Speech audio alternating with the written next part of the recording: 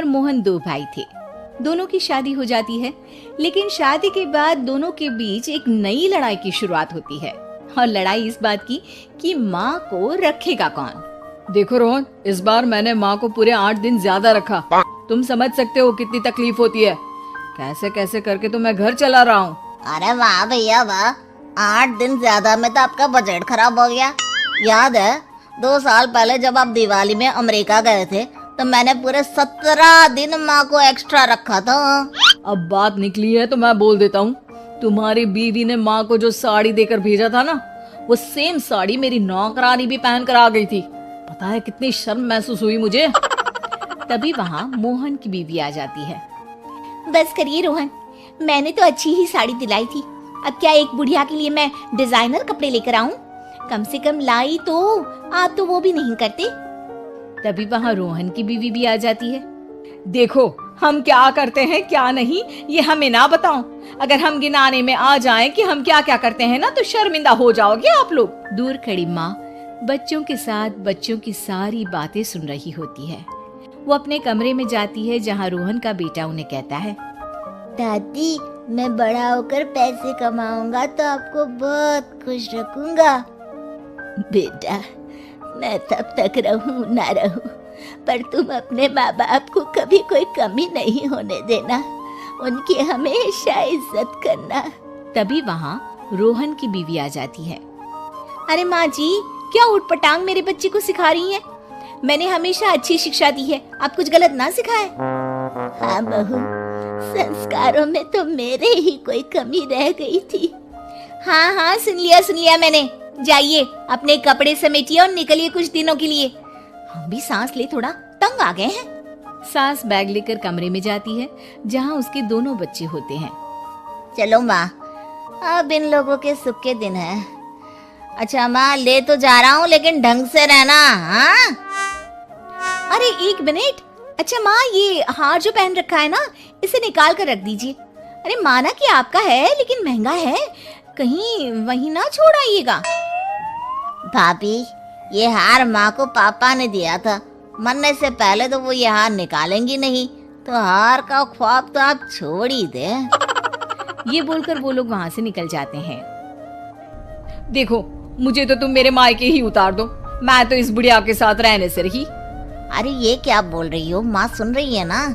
सुन रही है तो सुने ना, डर नहीं पड़ा मुझे किसी का।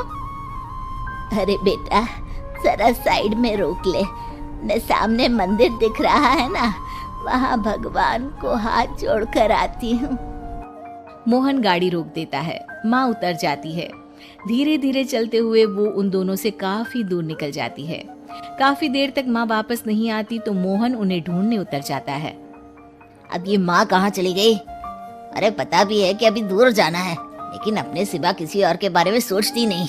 मोहन कार से उतरता है, लेकिन उसे कहीं भी माँ दिखाई नहीं देती। अरे माँ कहीं नहीं दिख रही, पता नहीं कहाँ चली गई। अच्छा है ना, तो जाने दो ना, लेट हो रहा है और मुझे नींद भी आ रही है, घर चलो बस। दोनों वहाँ से चले जाते हैं। 2 महीने बाद रोहन मोहन के घर आता है। मोहन, आज माँ को लेने आया हूँ।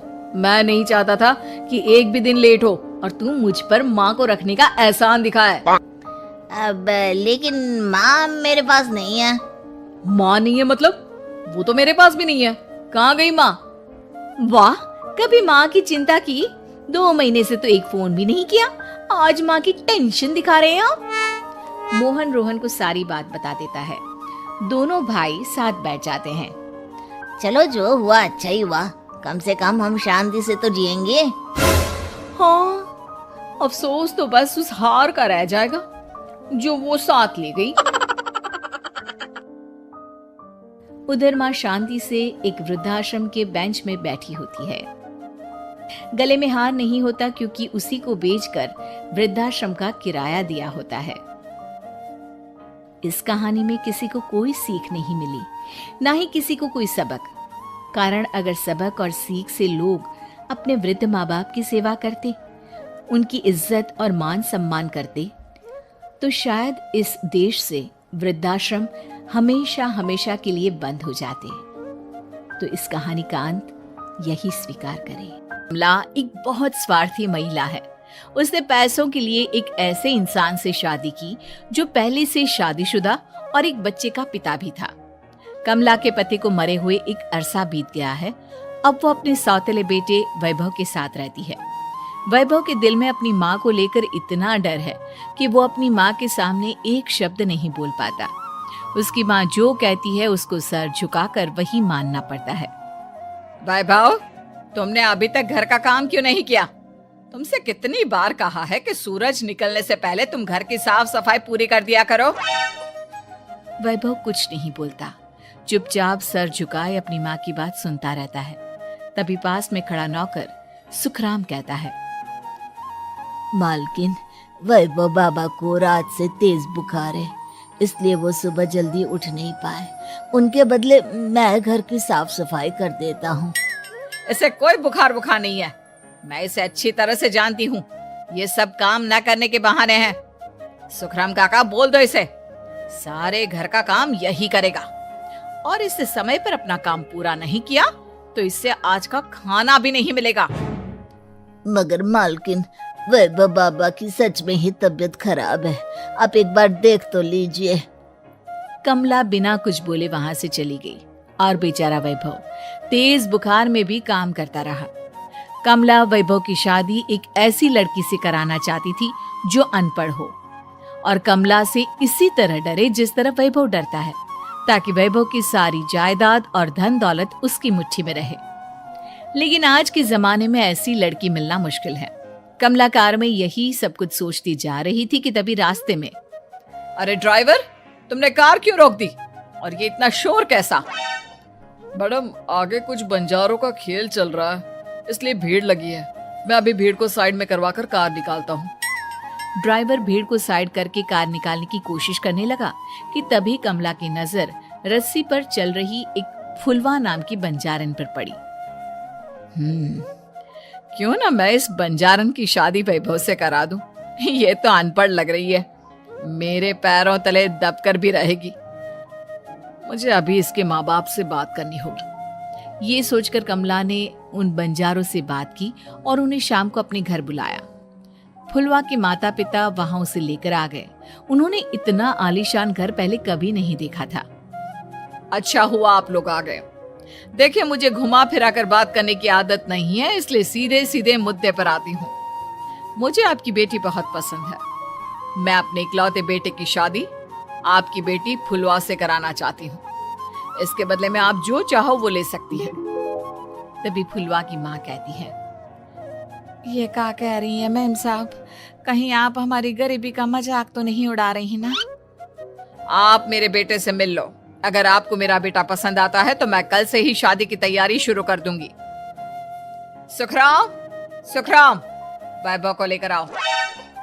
फुलवा अपनी माँ के कान में फुसफुसाती है, माँ, कहीं इस मेम साहब का छोरा पागल तो ना है? फुलवा अपनी माँ से बात कर रही होती है कि वैभव वहां आता है। फुलवा उसे देखती ही रह जाती है और उसके माता पिता उसकी शादी तय कर देते हैं। शादी वाले दिन किसी को फुलवा और वैभव की बेमेल विवाह की बात समझ में नहीं आती। फिर भी एक औरत कमला से पूछ ही लेती है, कमला जी, आपने अपने इकलौते बेटे की शादी देहाती गवार से क्यों करा दी? ये बंजारन आपके घर की बहू बनने लायक तो नहीं है। कम से कम अपने स्टेटस का ही ख्याल कर लिया होता। बहू तो अपने टक्कर की लाती, आपने तो बंजारन को ही बहू बना लिया। अब कमला को समझ में नहीं आ रहा था कि इस बात का क्या जवाब दे। वो कुछ देर चुप रही और सोच समझ कर कहती है, बहन जी, आपको तो पता है आजकल के बच्चे किसी की बात कहाँ सुनते हैं। मैं तो अपनी बहू एक पढ़ी लिखी और अपनी सोसाइटी की ही ढूंढ रही थी। लेकिन मेरे बेटे ने मेरे सामने इस बंजारन को लाकर खड़ा कर दिया। बोला कि मैं शादी करूंगा तो इसी से। अब भला मैं क्या करती, मुझे अपने बेटे के सामने झुकना ही पड़ा। कमला की ये बातें सुखराम भी सुन रहा था। उसने ये सारी बातें वैभव को जाकर बता दी। काका, मैं तो फुलवा को जानता भी नहीं, फिर माँ मेरे बारे में झूठ क्यों कह रही है?